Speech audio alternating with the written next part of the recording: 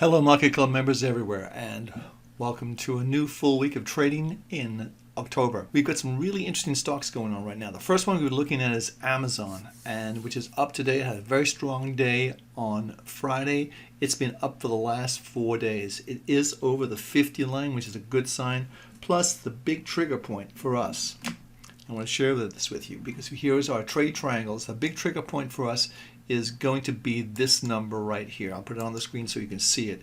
It's going to be 550. Amazon goes over that level. It turns our red weekly triangle to green. It's a go, which puts everything in a plus column, a very strong upward trend, plus you've got a very large base that you're working from. This could propel the market up to, I think, somewhere almost $100 higher, so that would be about $650 on the upside.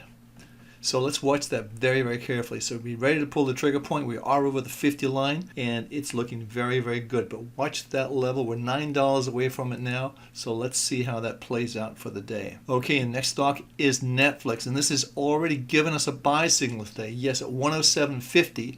It's 108.89 right now, so it's made the turn. It's over the 50 line. It's going to go up and test the 125 level, in my opinion, maybe even higher. It's a juggernaut, much like Amazon. It's the leader in the space, and it's looking very, very good. So this is a plus 100, indicating the trend is solidly up. So pay attention to Netflix. Now here's a stock that's not doing well. Minus 100. We've been talking about Apple being something wrong with Apple. It announces its earnings on the 27th of October. We're below the 50 line. You can see quite clearly here the market isn't, even today with the market up so strongly, it's still not up for the day. And I think that's one of the things you have to look at. Something is going on. Somebody knows something that we don't know.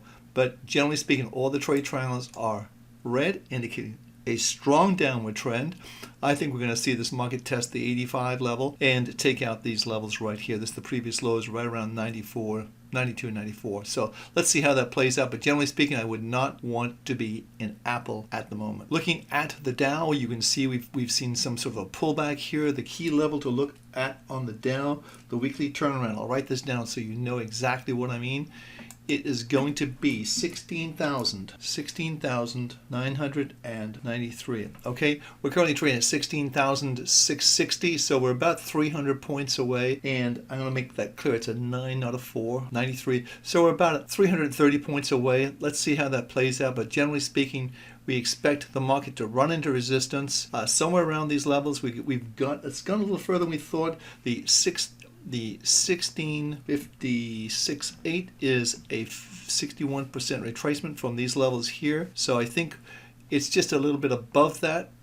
Is it going to run into trouble? I think it may do, but we're just over the 50 line, which is another sign that the market's recovering. But nonetheless, the general trend, overall trend, is still down. Then we have the turnaround number 16,993. Quite a ways from that right now, so watch the level. But we are over the 50 line, which is an interesting point. It's the first time we've had that happen since all the way back here in July. So let's see how that plays out, and we'll go on. So let's move on to our next market. S&P 500, you can see there the market's doing well today, but the key level there is going to be the 2020 level, and let me write that in for you. If we go over that level, it turns our weekly trade triangle to green, which means basically sidelines. Not sure that's going to happen, but we'll see. We're just over the 50 line. I'm not sure we're going to stay there, but you can see it's peaked over there before and it really hasn't lasted. So let's see how that plays out for the rest of the week. This is the Nasdaq. It's a 55, a trading range. You can see that the weekly kicks in on the Nasdaq at 4,960. Let me write that down for you again. So 4,960, that's kind of like a key area this week. If it goes over that level, it's quite a ways from there, of course. We'll see how that plays out, but we're up against the 50 line. I'm not so excited about this position, about getting super, super long, but here's the other thing too, is the Nasdaq at 4,781. That's a 61.8% correction, and you can see we got very, very close to that level today. At 4,778, I believe, something like that. So I think that's going to be enough for this market for the moment. But generally speaking, don't forget the major trend in these markets is still down. Looking at the euro, still bouncing along the 50 line. No real news there, but it is all positive. Remember that all the triangles are positive on the euro against the dollar. Now gold, we did have a buy signal on gold with a weekly at 1,147. It's 1,139, so it's an opportunity to buy it at a lower price. Daily kicked in right here on this day. This is on Friday at 1,134, so it's a little bit higher than that, but generally speaking, the trend has turned positive.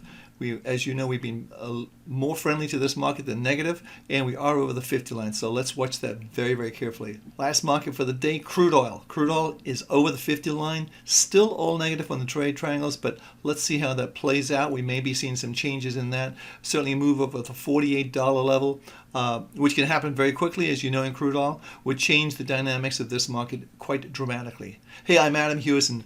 Watch Netflix. It looks really, really good. Watch Amazon for the 550 turnaround, and let's see what happens to Apple. So have a great trading day, everyone. I'll be back tomorrow. Till then, stay strong, stay disciplined, and watch those trade triangles.